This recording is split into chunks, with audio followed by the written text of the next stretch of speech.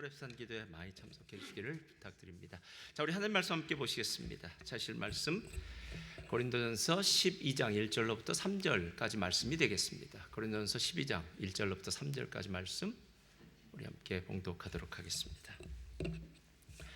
고린도전서 12장 1절로부터 3절까지 말씀 우리 한 목소리로 봉독해 올리겠습니다. 시작. 형제들아, 신령한 것에 대하여 나는 너희가 알지 못하기를 원하지 아니하노니 너희도 알거니와 너희가 이방인으로 있을 때에 말 못하는 우상에게로 끄는 그대로 끌려갔느니라. 그러므로 내가 너희에게 알리노니 하나님의 영으로 말하는 자는 누구든지 예수를 저주할 자라 하지 아니하고 또 성령으로 아니하고는 누구든지 예수를 주시라 할 수 없느니라. 아멘. 오늘 여러분들과 함께 당신의 공동체는 건강합니까? 라는 제목으로 함께 오늘 은혜를 나누기를 원합니다. 이제 고린도전서가 많이 나왔고요. 우리가 지금 고린도전서 12장에 도착했습니다. 고린도전서 12장의 별명은 은사장입니다. 히브리서 11장은 믿음장이고요. 마태복음 24장은 종말장이고요. 고린도전서 13장은 사랑장이고요. 그래서 여러분들이 이렇게 별명을 붙였는데 고린도전서 12장은 은사장입니다. 은사는 하나님이 교회의 성도들에게 각 사람 선물을 주셨습니다. 영적 선물을 주셔서 그 영적 선물을 가지고 공동체를 섬길 수 있도록, 그리고 공동체가 정말 하나님이 기뻐하시는 아름다운 공동체로 세워질 수 있도록 은사를 주신 것이 바로 고린도서 12장의 말씀인데요. 그 12장의 은사를 이야기하기 전에 먼저 공동체는 어떤 모습이 있어야 되겠다, 공동체는 이렇다라는 기초를 닦고 있는 것이 오늘 우리가 읽은 12장 1절부터 3절까지의 말씀입니다. 그래서 이 구절을 조금 더 우리가 심도 깊게 보면은요, 공동체는 이런 거구나 라는 것들을 깨닫게 되고요, 공동체 안에서 신앙생활하는 그 목적과 의미, 뜻을 우리가 새롭게 깨닫는 귀한 은혜의 시간이 될 줄 믿습니다. 제가 이 글렌 쪽으로 가다 보면은요, 브랜든 파크 있어요. 아시나요? 브랜든 파크 있습니다. 몰라도 상관없습니다. 브랜든 파크를 갔는데 어느 날 브랜든 파크 쇼핑몰에 갔는데요, 딱 들어가서 보니까 카페테리아죠. 카페테리아가 두 개가 있더라고요. 그런데 한 카페테리아에 있는 사람이 없고 한 카페테리아에 있는 사람이 가득 찼더라고요. 그래서 이상하다. 도대체 왜 저 카페테리아는 저렇게 잘 되지? 하고 가서 그 카페테리아를 갔더니 거기 앉아있는 분은 다 나이 드신 노인분들이 앉아 계시더라고요. 그래서 신기하다. 어떻게 노인분들이 입을 맞췄는지 마음을 맞췄는지 어떻게 이렇게 다 와서 이 카페테리아에 계실까라고 생각하면서 그 카페테리아 상호죠. 상호를 보았더니 이렇게 쓰여져 있었습니다. Young and naive. 이 말이 무슨 뜻인지 아시나요? 이 말은 젊고 순진하다라는 뜻인데, 이 노인들이 젊은이들을 향해서 하는 말입니다. 너는 아직 인생을 살아보지 못해서 아직도 어린아이야. 아직도 미성숙해. 여러분, 순진과 순수의 차이 아십니까? 물컵에 물이 이렇게 담겨 있을 때 이걸 우리는 순수하다고 얘기하고요, 물컵에 아무것도 없을 때 그때가 순진하다라고 이야기하는데, 나이를 들고 인생에 대해서 잘 알고 있는, 인생의 풍랑을 겪어본 분들은 젊은이들을 보면서 아직 젊기 때문에 그래, 인생을 살아보지 못했기 때문에 그래. 그래서 young and naive는 젊은이들을 향해서 쓰는 말인데요, 나이 드신 분들이 아마 그 상호를 보고 와서 거기서 커피 마시면서 노년을 즐기는 것이 아닌가 하는 그런 생각이 들었습니다. 여러분, 세상에서도 젊은이들을 향해 young and naive 하다고 이야기할 수 있지만, 오늘 고린도 교회를 향해서 사도 바울은 끊임없이 너희가 아직도 젊어, 미성숙해, 그리고 순진해, 그리고 아직도 무엇인가 부족해 라고 이야기하고 있더라는 거예요. 그래서 1절을 보면 이렇게 시작합니다. 형제들아, 신령한 것에 대하여 나는 너희가 알지 못하기를 원하지 아니하노라. 나는 너희가 좀 영적인 눈이 띄어져서 영적으로 성숙했으면 좋겠어 라는 말이에요. 근데 이게 3장 1절에는요 좀 더 자세한 의미로 나와 있어요. 다 같이 읽겠습니다. 시작. 형제들아, 내가 신령한 자들을 대함과 같이 너희에게 말할 수 없어서 육신에 속한 자 곧 그리스도 안에서 어린아이들을 대함과 같이 하노라. 그러니까 고린도 교인들은 영적인 어린아이였다는 거예요. 그러니까 어린아이였으니까요, 질서도 없지요, 마음대로 살지요, 그리고 서로 분쟁도 있지요, 여러 가지 아이들이 그냥 아이들 풀어놨을 때 벌어지는 일 같은 것들이 교회 안에서 벌어지더라라는 것입니다. 여러분, 교회가 진짜 어떤 곳입니까? 교회는 정말 하나님의 영광스러운 공동체 아닙니까? 예수 그리스도를 머리에 두고 있는 예수 그리스도의 몸 아닙니까? 그렇다면 교회는 이렇게 어린아이로, 영적인 어린아이로 남아있는 공동체가 아니라 계속해서 성장하고 성숙하여 하나님의 군대가 되어야 된다는 것, 어쩌면 사도 바울이 진짜 이야기하고 싶은 그 말들이 12장과 13장과 14장에 기록되어 있지는 않은가라는 생각이 들었습니다. 오늘 제목은 당신의 공동체는 건강합니까? 라는 겁니다. 여기서 공동체는 건강하냐는 말은 영적으로 당신의 공동체는 정말 활력이 있습니까? 하나님이 뜻하신 바대로 아름다운 공동체, 능력 있는 공동체, 성숙한 공동체입니까? 라는 것을 똑같이 묻는 것입니다. 대답은 간단합니다. 성숙한 공동체가 되기 위해서 누가 필요할까요? 성숙한 신앙인이 있으면 됩니다. 그리고 성숙한 신앙인은 영적 지식으로, 영적 감각이 깨어져서 분별을 할 수 있는 신앙인, 즉 영적으로 무장된 신앙인들이 있는 공동체라면요, 그 공동체는 어린아이 신앙을 탈피하여 성숙한 신앙으로 나아갈 수 있게 됩니다. 그러면 어린아이 신앙을 탈피해서 성숙한 신앙으로 나아가는 데는 어떤 지식이 필요할까? 오늘 제가 두 가지 지식에 대해서 얘기한대요. 첫째로 펴주세요. 다 같이 읽겠습니다. 시작. 건강한 공동체는, 자, 무슨 의미를 안다고요? 회개요, 회개. 자, 기억하세요. 우리가 예수 그리스도를 믿고 난 다음에 제일 쉽게, 제일 금세 잊어버리는 것이 회개고요. 또 막상 우리가 어떤 잘못을 저지르고 난 다음에 회개한다라고 얘기하지만 많은 순간 그것은 진짜 회개가 아니라 입술로 립서비스하는, 그냥 내가 잘못했어 정도의, 진짜 회개가 갖고 있는 그 의미와는 좀 동떨어진 그런 회개를 할 때가 많이 있다는 겁니다. 건강한 공동체는 진정한 회개의 의미를 경험했고요, 또 진정한 회개를 아는 공동체예요. 그런데 회개의 진짜 의미는 무엇이냐면요, 아마 이 말 한마디면 다 될 것 같아요. 저를 따라서 바랍니다. 진정한 회개는 삶의 방향을 바꾸는 것입니다. 삶의 방향이 바꿔지는 것이에요. 그러니까 시드니로 갈지 아들레이드로 갈지 내가 처음 정한 곳이 있었는데, 내 마음이 바뀌어졌어. 나는 이번엔 아들레이드로 갈 거야. 나는 이번엔 시드니로 갈 거야. 여러분이 만약에 어떤 목적지를 변경하면 여러분의 삶 자체가 바꾸어지듯이 여러분이 예전에 살던 방식, 세상의 방식이라고 얘기할 수도 있고요, 여러분의 원하는 방식이라고 얘기할 수도 있고요, 또 영적으로는 어둠의 공중의 권세 잡은 자들을 따라가는 그 방식에서 돌이켜서 하나님의 방식, 그리고 말씀대로 행하는 순종하는 그 방식대로 나아간다라는 것이 바로 회개입니다.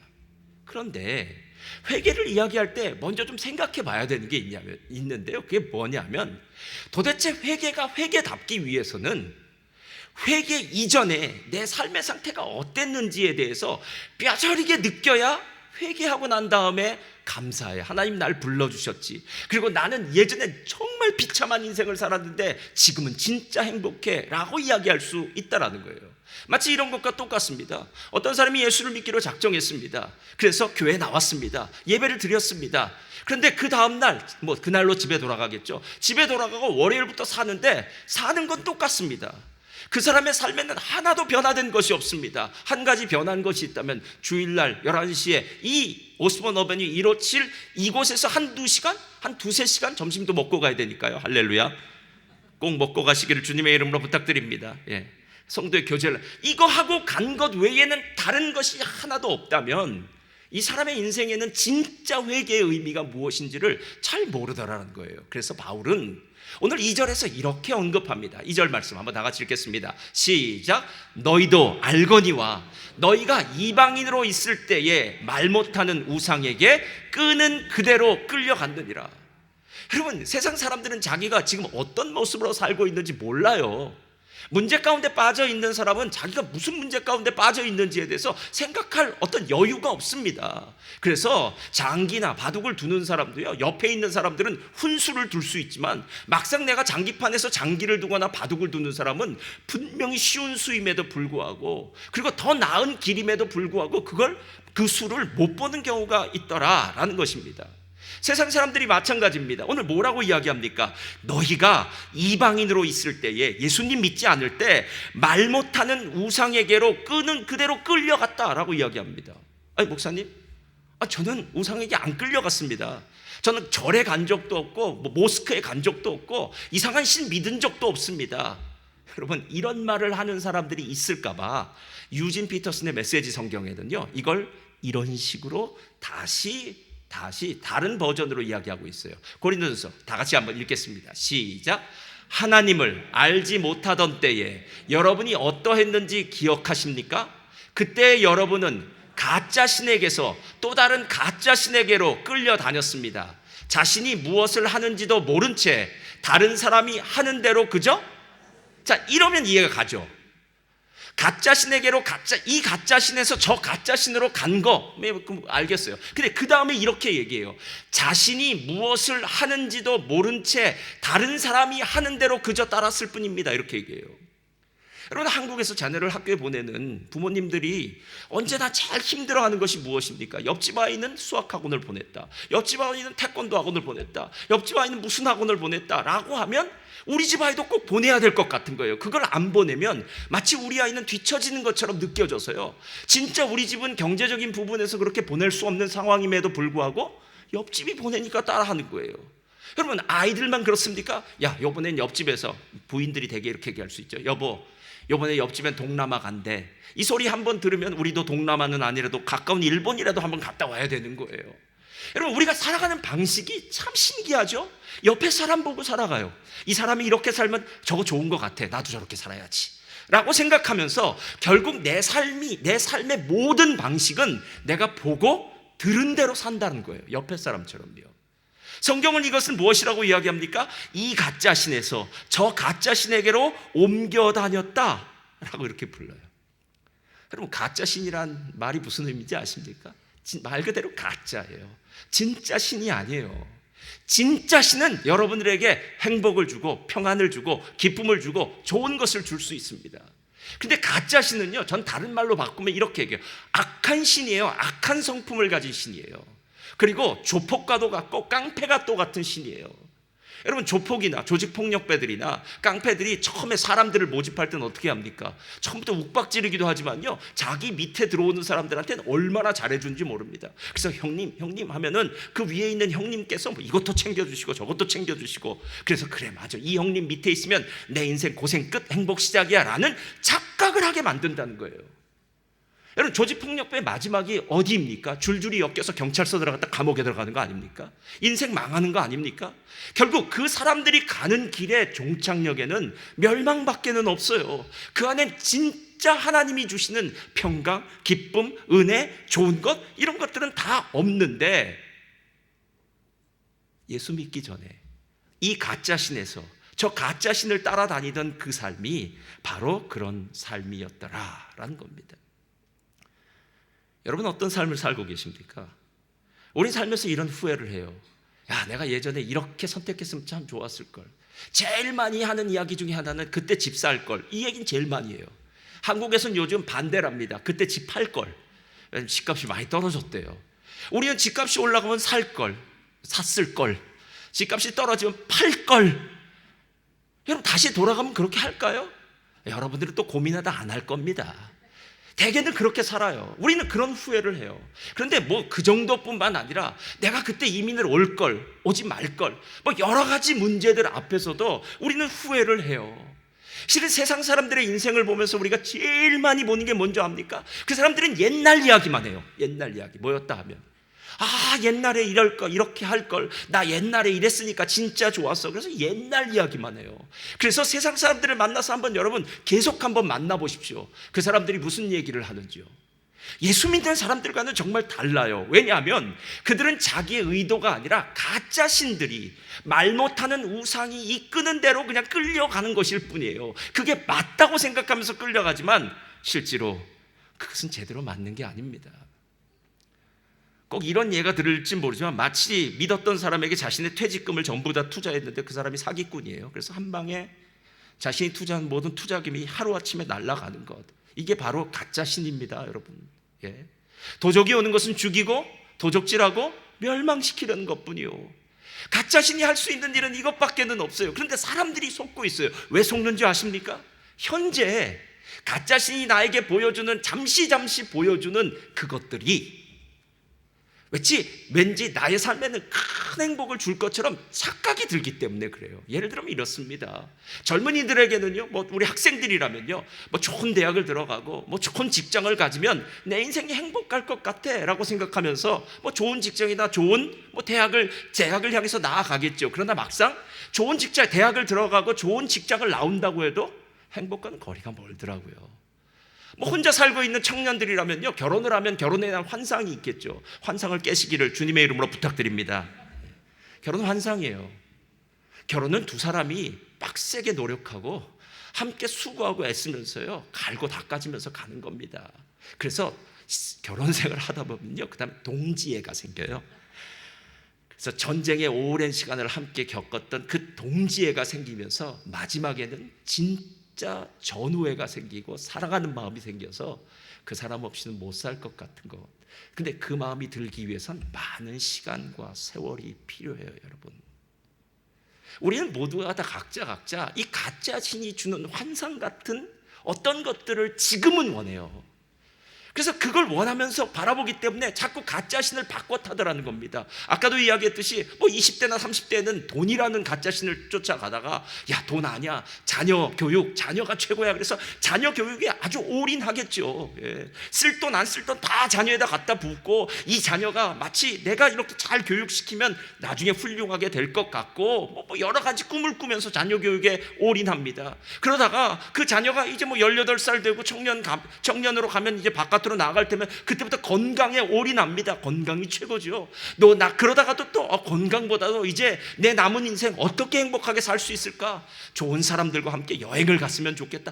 그것이 어떤 것인지는 몰라도 여러분, 실제로 세상 사람들이 생각하는 모든 것의 이면에는 가짜 신이 있더라는 거예요. 사막 교부에 대한 책을 읽다가요, 이런 것을 보면서 깜짝 놀랐어요. 이전의 수도사들은 안락한 도시 생활을 뒤로하고 사막으로 나갔답니다. 그런데 사막으로 나갔던 이유는 바로 이것 때문이었대요. 그들은 자신이 갖고 있는 그 소유에서 해방되기 위해서 나갔다는 거예요. 여러분, 한번 잘 들어보세요. 그들은 말합니다. 많은 것을 가졌다는 것은 혐오스러운 것이 아니지만 그 많음에 지배당하는 삶은 혐오스러운 삶입니다. 여러분, 우리는 일을 하다 보면, 사업을 하다 보면 돈을 많이 벌 수도 있습니다. 또 어떤 사람은 100만 불을 벌 수도 있고요. 어떤 사람은 50만 불, 10만 불, 어떤 사람은 사업에 망해서 돈이 없을 수도 있겠죠. 그래서 중요한 것은 무엇이냐면요, 내가 그 돈이 얼마나 많던지 간에 다스리고 지배하고 있다면 오케이. 근데 내가 갖고 있는 돈은 별로 안 되는데 이 돈에 의해서 내가 지배를 당하고 있는 거예요. 그래서 이 돈 없어지면 어떡하지? 이 돈 어떡하지? 이 염려, 근심, 걱정, 두려움으로 마음이 가득 채워져서요, 분명히 손에 돈은 들고 있는데 그 돈을 이리도 못하고 저리도 못하고 하면서요, 그 두려움 속에서 인생의 하루하루를 낭비하고 있는 사람 있습니까? 없습니까? 사막의 교부들이 맞아요. 하나님이 천지를 창조하실 때 첫 번째 사람 아담은요, 모든 것이 부족한 것이 없었습니다. 그렇죠? 에덴 동산에 뭐가 부족했겠습니까? 사랑하는 아내와 일도 있었습니다. 자기 개발, 모든 짐승과 모든 천지 만물을 다 다스리는 이 놀랍고 큰 사역이라고 얘기하겠죠. 미션을 가지고 있었어요. 게다가 먹을 것 위해서 일하는 존재가 아닙니다. 먹을 것은 지천으로 깔려 있었습니다. 그래서 부족함이 없는 상태였어요. 사단이 와서 얘기하는 게 뭡니까? 야, 너 다 가지고 있어? 근데 내가 보니까 너 한 가지는 부족한 것 같아. 선악과 이거 한번 따먹어봐. 그럼 너는 신처럼 될 거야. 너는 스스로 내 인생을 개척해 나갈 수 있어. 넌 신이 될 수 있어 라고 얘기해요. 그리고 결국 그 선악과를 따먹고 자기 탐욕의 노예가 돼서 비참한 인생을 시작하는 것 아니겠냐는 거예요. 여러분의 인생 가운데 가장 크게 웃었던, 가장 즐겁게 웃었던 때가 언제였는지 한번 추억해 보십시오. 언제 여러분이 가장 행복하게 크게 웃었습니까? 제가 보니까 어렸을 때였던 것 같아요. 어렸을 때 뭐가 그렇게 좋았는지, 그때는 그냥 하루가 지나는 것도 안타까웠어요. 막 행복하고 즐겁고 깔깔깔깔깔깔 대면서 아이들이 있는 곳과 똑같더라고요. 여러분, 그때 돈이 풍부하게 있었습니까? 다른 것들이 하나도 없었어요. 그런데 신기하게도 아무것도 없었던 것 같았는데 같았던 그 순간이 가장 행복했던 이유는 무엇이었겠느냐는 거예요. 그 이유는 하나입니다. 저를 따라하시 바랍니다. 아버지가 있으면 됩니다. 할렐루야. 저번에 안호성 목사님이 공항에 가셨어요. 제가 공항 안까지 들어갔습니다. 그 딸은 옆에서 자고 있더라고요. 그런데 그 아버지는 그날 비행기표가 조금 문제가 생겼더라고요. 막 동분서주합니다. 그 딸은 계속 자고 있었습니다. 아버지는 계속 동분서주하고 있었습니다. 나중에 또 안에 들어가서 카페테리아 갔습니다. 그 딸은 계속 자고 있었습니다. 아버지는 계속 얘기를 하고 있었습니다. 여러분, 진짜 행복한 인생은요, 내가 책임지는 인생이 아니라 하나님이 책임지는 인생, 다스리는 인생, 그 인생이 진짜 행복한데 어느 날인가 우리는 내가 책임져야 될 것 같고 가짜 신의 이끌림을 받아서 헛된 무지개 같은 어떤 그런 헛된 망상, 헛된 것들을 따라 살다 보니까요, 이것도 화가 나고 저것도 화가 나고 만족하지 못하는 삶을 살더라는 겁니다. 우리 교회 새롭게 등록하신 분들 중에 이런 말을 하는 분들이 있습니다. 뭐 교회를 나오기 전이 아니라 뭐 예수님 교회를 뭐 오랫동안 뭐 쉬신 분들도 있고 안 믿으신 분들도 있겠죠. 근데 교회 나오기 전에 삶이 정말 힘들었대요. 그래서 그 이유를 물어보니까 내가 왜 호주의 멜번에 살고 있는지에 대한 이유를 모르겠더라는 거예요. 여러분 아십니까? 내가 왜 이 호주까지 왔냐는 거예요. 그 좋은 한국집 싼 값에 다 팔고 내가 왜 호주에 와서 지금 이 자리에서 이렇게 살아야겠냐는 거예요. 외롭기도 하고 힘들기도 하고 어렵기도 하고 내가 마음에 생각했던 이민생활과는 다른 어떤 그런 이민생활이 내 눈앞에 펼쳐질 때 내가 왜 지금 여기에 살고 있지? 라는 생각을 하더라는 겁니다. 다른 분들은 이렇게 얘기하더라고요. 내가 왜 지금 이렇게 고생스럽게 일을 하고 있지? 분명히 이 일을 하면 돈을 벌고 돈을 벌면 이 돈을 가지고 우리 가족이 행복하게 살아야 되는데 일하는 게 하나도 행복하지 않더래요. 힘들더래요. 고통스럽더래요. 마음 가운데 우울증이 생기더랍니다. 주머니에 돈은 있는데 결국 그 마음은 행복하지 않더라는 거예요. 말 못하는 우상에 끌려가는 삶이 그런 삶이란 거 아십니까? 행복하지가 않아요.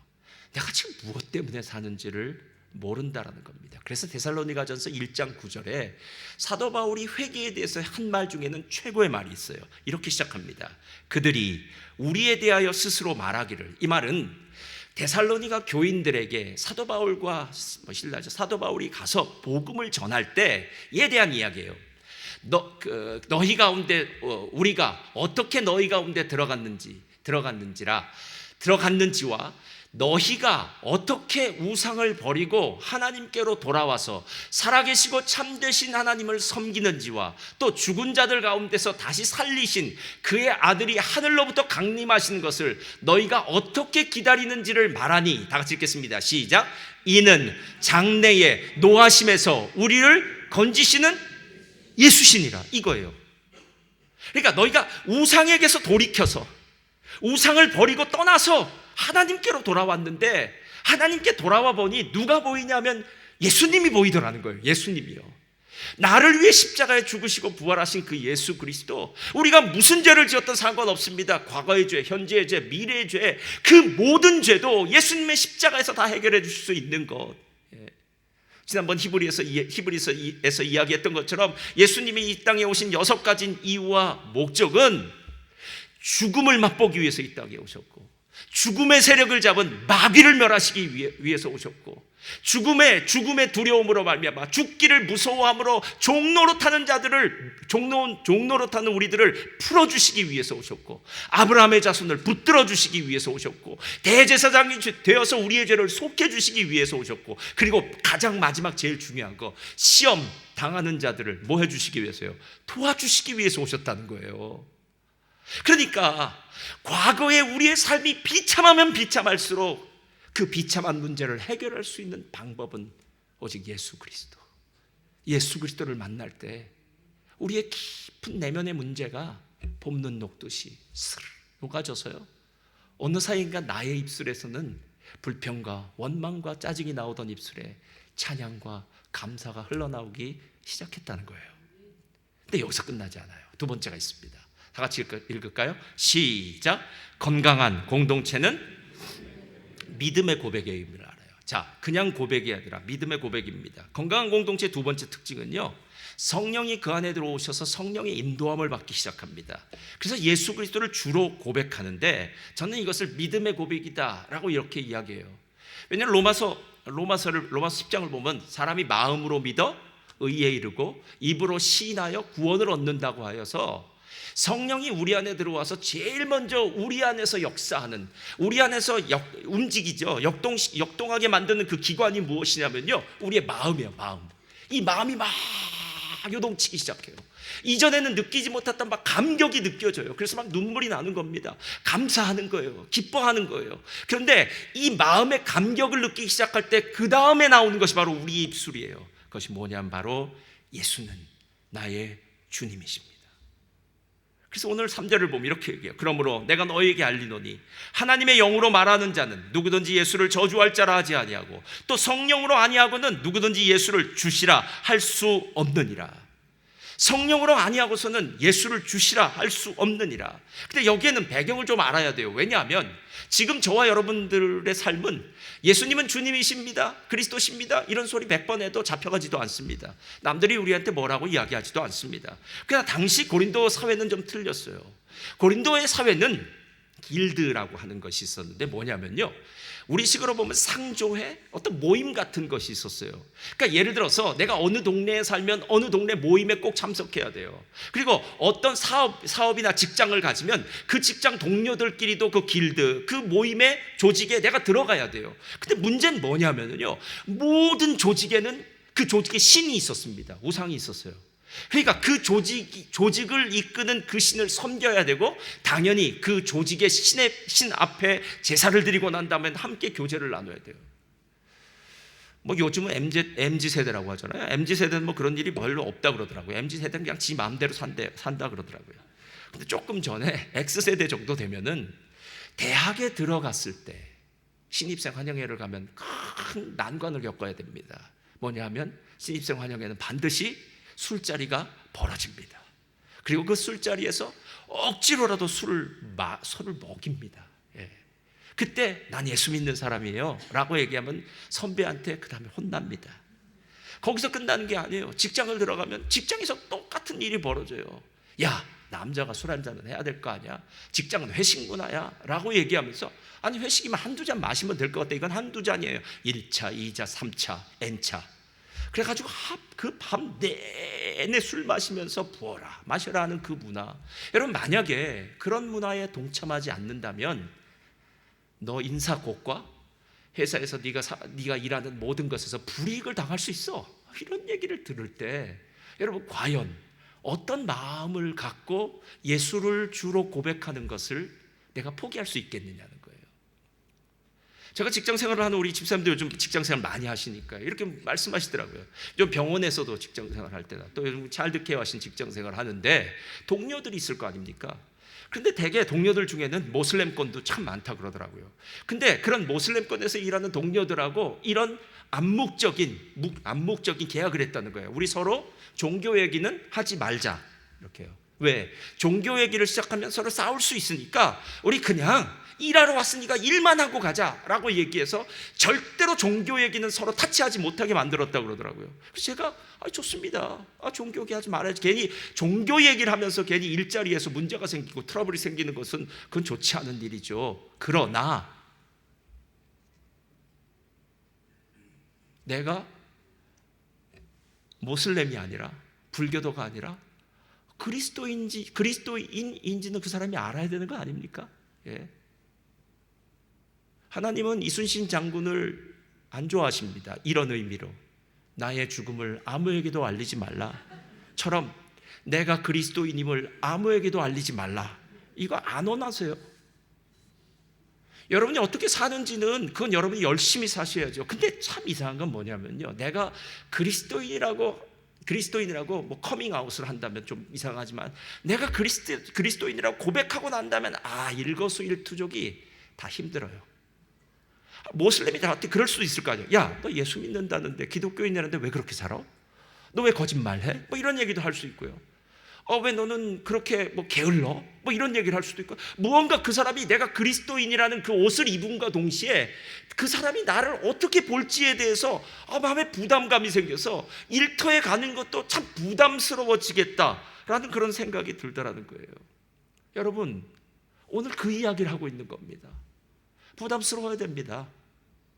왜냐하면 그 부담이 없다면 여러분들은 예수님을 믿지 않는 사람일 확률이 높아요. 세상의 축복의 통로가 돼야 될 것 아닙니까? 여러분이 가는 곳마다 그곳이 복받는 역사가 있어야 됩니다. 할렐루야. 여러분이 잘나서가 아니라 여러분이 통로가 되라는 이야기입니다. 여러분, 통로라는 의미를 잘 생각해 보세요. 통로는 예를 들어서 수도관이라면요, 가스관이라면요, 수도관 파이프나 가스관 파이프는 아무것도 새롭게 만들 수 있는 일은 없습니다. 대신 수도관이나 가스관이 파이프가 제대로 설치되어 있어야 되고요, 그 중간에 막혀지면 안 돼요. 근데 우리는 내가 수도관이 되어서 분명히 하나님께서 그곳에 하나님의 복음이 나를 통해서, 수도관을 통해서 흘러야 되는데, 나는 중간에 탁 코르크마개로 수도관을 막아버린 거예요. 그래서 나를 통해서 하나님의 이름이, 그리고 복음이 전달될 수 없는 상황을 만들었습니다. 편하기는 하죠. 그러나 산상순에서도 이야기했듯이 이방인들이 너희들을 보고 하나님께, 너의 착한 행실을 보고 하나님께 영광을 돌리도록 하라. 이것과는 전혀 상관없는 삶을 살더라는 겁니다. 저를 따라하시기 바랍니다. 우리는 그리스도인입니다. 우리는 그리스도인입니다. 우리는 그리스도인입니다. 여러분, 이 이야기가 이 안뿐 아니라 여러분이 사업하시는 그 자리에도 나는 그리스도인입니다. 나는 그리스도인입니다. 나는 그리스도인의 양심과 그리스도인의 마음을 가지고 사는 사람입니다. 여러분, 이게 진짜 그리스도인의 삶의 모습이 아니겠느냐는 거예요. 제가 예전에도 이야기한 것 같네요. 일산에서 어느 날 처갓집이 가족 사진을 찍자 그러더라고요. 그래서 저도 이제 양복 입고 가족 사진 찍더니 사진사가 저보고 그러더라고요. 목사님이시죠? 그러더라고요. 그래서 점쟁이구나. 그래서 생각했어요. 야, 사진사 정말 무섭다. 얼마나 많은 사람들 사진을 찍었으면 목사인지를 단방에 알아볼까. 예. 그러니까 하는 폼이 좀 이상했겠죠. 예. 근데 이야기는 거기서 끝나지 않아요. 얼마 후에 어느 목사님이 저한테 전화를 걸어왔어요. 나 최 목사, 길 가다가 최 목사 얼굴 봤다는 거예요. 그래서 어느 사진관 앞을 지나갔는데 제 사진이 붙어 있는 거래요. 야, 이건 또 뭐지? 예. 그래서 제가 이런 생각을 했어요. 야, 이거 내가 조심해야 되겠다. 어떤 사람은 나를 보면 그냥 목사인지 그냥 다이렉트로 아는구나. 나도 모르는 내 얼굴에 사진이 저기 갖다 붙여 있을 수 있겠구나. 여기서는 뭐 결혼식이나 이런 것, 장례식이나 이런 것들이 사람들이 많이 모이지 않는데요, 아르헨티나는 장례식도 많이 모이고 결혼식도 많이 모입니다. 그런데 그렇게 모일 때마다 제가 걱정하는 게 있어요. 하객들은 저를 아는데 저는 하객들을 모르는 거예요. 그러니까 이민사회가 거기는 아주 이렇게 밀집되어 있어요. 한 2만 명 정도가 한 곳에 다 사니까 얼마나 밀집되어 있는지 모릅니다. 그러니까 어디를 가도 꼭 옷도 잘 입고, 반바지 입고 가면 안 되고, 옷도 잘 입고 가고, 식당에 가서도 함부로 얘기하지 말고, 뭐 어디 어느 사람이, 어느 한국 사람이 듣고 야, 순복음교회 목사가 이랬다더라 저랬다더라 하는 말 안 듣기 위해서 나갈 때는 얼마나 단장하고 나갔는지 모릅니다. 여러분, 그리스도인이라는 거예요. 주로 고백한다는 건요, 내가 그리스도임을 그들로 알게 하라라는 말입니다. 그 이유는 무엇 때문이냐면 그래야만 하나님의 영광이 나타날 것 아니겠냐는 거예요. 세상에 있는 사람은 지금 말 못하는 우상에게, 가짜신에 끌려서 결국 고통당하면서 사는 사람들입니다. 그 사람들에게 오직 예수 그리스도, 오직 하나님만이 구원의 해결자신데, 나를 그곳에 보내신 것은 그 사람들 건져내기 위해서인데, 내가 아무것도 하지 않고 그리스도인임을 나타내지 않는다면 하나님의 영광은 우리를 통해서 나타날 수가 없습니다. 구약의 예레미야 선지자는요, 어렸을 때 부름을 받았어요. 예레미야서 1장에는 하나님이 어릴 때 예레미야 선지자를 불러요. 근데 다른 선지자들하고는 다르게 이 예레미야 선지자에게는요, 아주 고난만 당하게 하세요. 처음부터 끝까지 고난을 당하세요. 마지막에 심지어 죽는 것도 제대로 죽지 않고 나중에 애굽으로 반란군들이 갈 때에 예레미야를 끌고 가서 애굽에서 죽었는지 살았는지도 모르게 인생을 마친 사람이 예레미야입니다. 예레미야가 하나님의 복음을 전하고 하나님의 메시지를 전하는 선지자로서 사역을 계속하니까 너무 힘든 거예요. 그래서 내가 더 이상은 나는 하나님 말씀 안 전할래, 나는 이제 그리스도인이라고 안 나타낼래 했더니 어떤 일이 벌어진 줄 아십니까? 예레미야서 20장 9절 다 같이 한번 읽겠습니다. 시작. 내가 다시는 여호와를 선포하지 아니하며 그의 이름으로 말하지 아니하리라 하면 나의 마음이 불붙는 것 같아서 골수에 사무치며 답답하여 견딜 수 없나이다. 멜번이 락다운이 260일일까요? 전 세계에서 제일 오래 되었다 그러더라고요. 그래서 5km 제한, 10km 제한, 20km 제한 있지 않았습니까? 20km 제한인가요? 그때 있을 때 시드니에서도 여기서도 그랬는데 허가증 받지 않고 사람 만나러 그 경계선이죠. 넘으면 1,000불 이상 되는 파인을 그때 이렇게 먹은 적이 있습니다. TV를 보니까 어떤 친구가 애인 만나러 갔다 파인을 먹었더라고요. 그래서 제가 존경했습니다. 저 사랑은 찐사랑이다. 저 사람 결혼해도 된다. 야, 파인을 먹을 각오를 하면서 애인 만나러 코비드 기간 동안 간다는 건 이건 목숨 내놓고 가는 거니까 훌륭하다라는 생각이 들었어요. 무엇 때문에 갔을까요? 그 여자의 얼굴을 안 보면 뼈에 사무치고 골수에 사무쳐서 차라리 파인을 먹는 한이 있더라도 나는 그 여자의 얼굴을 보리라. 예, 우리 원로 목사님이 또 마음에 보리라. 여러분, 오늘 예수님, 내가 그리스도인임을 드러내는 게 이것 같다는 거예요. 난 안 하고 싶어요. 그냥 숨고 싶어요.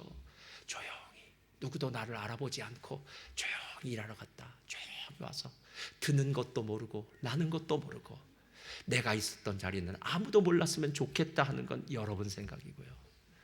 하나님이 여러분을 구원하신 것은 예수를 주로 고백하라. 예수를 주로 고백하라. 에드먼드 클라우니가 쓴 교회라는 책이 있어요. 조직 신학 책인데 거기 보면 교회는 다음과 같은 세 가지 방식으로 세 가지 방식의 섬김으로 부르심을 받았답니다. 첫째, 한번 읽어볼까요? 시작. 예배를 통해 주님을 직접 섬기도록 받아요. 여러분, 예배는 우리의 인생의 전부입니다. 하나님 우리를 창조하신 목적이 예배 받으시기 위해서 그래요. 예배는 다른 것과 타협의 대상이 아닙니다. 여러분, 엄마 내가 오늘 예배 가줄 테니까 용돈 줄래? 엄마 오늘 예배 갈 테니까 우리 어디 놀러 가? 이런 얘기 안 돼요. 하나님 앞에서는 안 됩니다. 내가 너를 창조한 목적은, 내가 너를 구원한 목적은 예배 받기 위해서다. 이 예배 시간이 바로 하나님을 만나는 시간이고요, 하나님의 영으로 충만해지는 시간이에요. 그래서 예배가 중요해요. 예배로 하나님을 직접 섬기는 거예요. 둘째, 다 같이 읽겠습니다. 시작. 양육을 통해 성도들을 섬겨요. 자, 근데 이 양육이라는 말은 조금 의미가 여러 가지예요. 양육이라는 의미 가운데 진짜 성경 공부를 하는 의미도 있고요. 근데 실제로 저는 공자가 이야기한 논어에서 말한 이 부분이 맞는 것 같아요. 3인행이면 필요 없어라 라고 이야기했어요. 3명이 함께 길을 가면 그곳에는 반드시 내 스승이 있다라는 이야기예요. 여러분, 사람은 같이 함께 걷고 있는 사람에게서 배운다는 거 아세요? 실제로 우리가 셀 모임 그리고 식탁의 교제를 나눌 때 그 모임이 아무것도 아닌 것 같지만 실은 아무겁니다. 왜냐? 그 자리에서 여러분들은 무언가 묻기도 하고 이야기하기도 하고 대화라는 걸 나눠요. 혼자서 말하는 건 아니지 않습니까? 여러 사람들이 함께 대화를 나눌 때 이 사람은 이렇게 살았는데 이게 참 좋은 거구나, 이건 아닌 것 같아 라고 생각하면서 좋은 것을 배우고 나쁜 것은 취사 선택을 할 수 있는, 그래서 내가 좋은 사람에게서도 배울 수 있고 그리고 약한 사람에게도 배울 수 있는 것, 그것이 바로 어쩌면 성도들을 섬김과 함께 우리의 삶 가운데 풍성한 하나님의 은혜를 경험하게 되더라는 겁니다. 그래서 함께 자라나는 것, 나만 섬겼으니까 저 사람만 자라는 게 아니라 나의 섬김을 통해서 아무개가 자라나고 아무개의 섬김을 통해서 나를 자라나고 내가 자라나고 함께 성숙한 신앙으로 간다는 거예요. 세 번째가 있습니다. 다 같이 시작. 증거를 통하여 세상을 섬기도록 부름받은 자들이 바로 성도요 교회다. 여러분, 주변에 있는 사람 정말 불쌍한 사람들이에요. 제가 예전에 알고 있는 사람의 별명이 있었습니다. 이분의 별명은 억대거지였습니다. 이분이 자기 집에 깔고 있는 땅만 수십억이었어요. 그런데 이분은 돈이 없다고 10만 원을 꾸러오고 하는 사람이에요. 참 슬프죠. 그러면서 그 사람의 마음은 언제나 가난해요. 아니, 그 수십억이나 되는 땅 그냥 팔면 되는데 그건 아직 못 팔고 뭐에 어떻게 됐고 하는, 분명히 나는 그 땅 위에 있음에도 불구하고 마음은 너무나도 가난한 삶을 살더라는 거예요.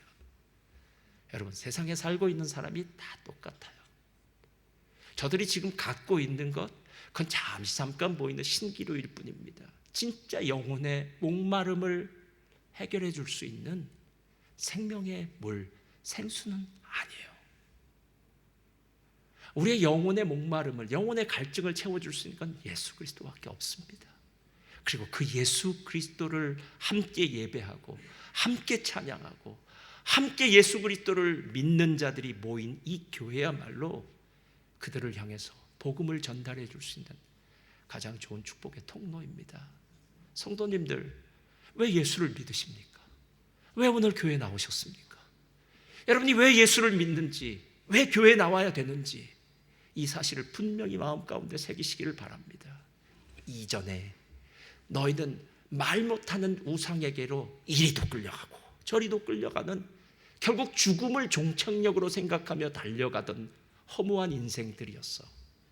그런데 예수님을 통해서, 빛 대신 예수님을 만남으로써 우리의 인생에는 진정한 평화, 진정한 기쁨, 진정한 생명을 누리는 삶이 되었어.